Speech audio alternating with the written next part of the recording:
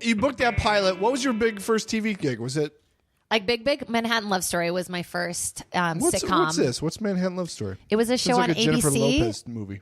Oh, it is just like it was a sitcom on ABC 2 years ago, and it was a big deal for me. It was my first series regular role, and it was not very publicly advertised, but it was very publicly canceled. Oh, why is that? It was just like the first of the season. It got canceled before we finished taping. Yeah, but you did Californication before that. Oh, I did. Yeah, that was my first like official big gig. I love Californication. Recurring. I'm the first person to ever get rejected by David Duchovny on the show.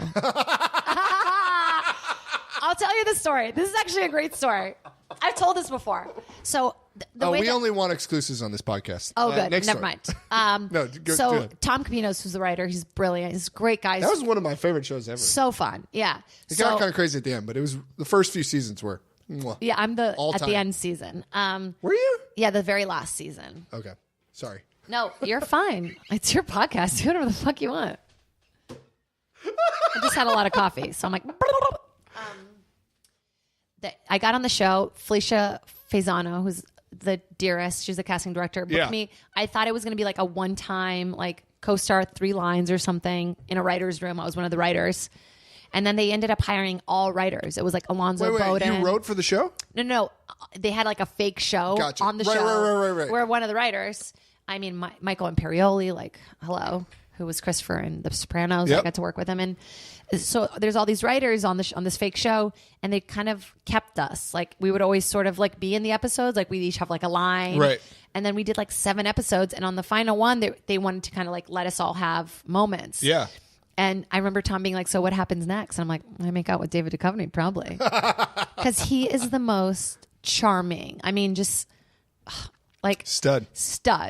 Cool, laid back, like dad, but not dad. Just real hot. And like, what a great actor, too. And the cast and crew are incredible on that show. I'm so sad it ended. But... So they were like, so then they told me that the next scene, the final episode, I have this like sex scene with him. And I'm like, that's great. And then I call my agent, my manager. I'm like, no, I can't do this. Like, this can't be the first time I'm like naked on TV. This is crazy, you know? And finally they were like, you're too difficult. He's going to reject you instead. So I was like, okay. And if you watch the scene, it's me coming on to him and him being like, no, Jade.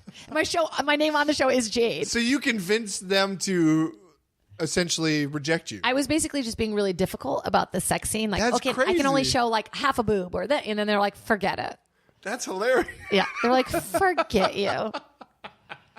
And now that's like your calling card. And I love that. All the writers, we all got like really it really bonded us. We were working on it for 2 months. Was that just like another audition then?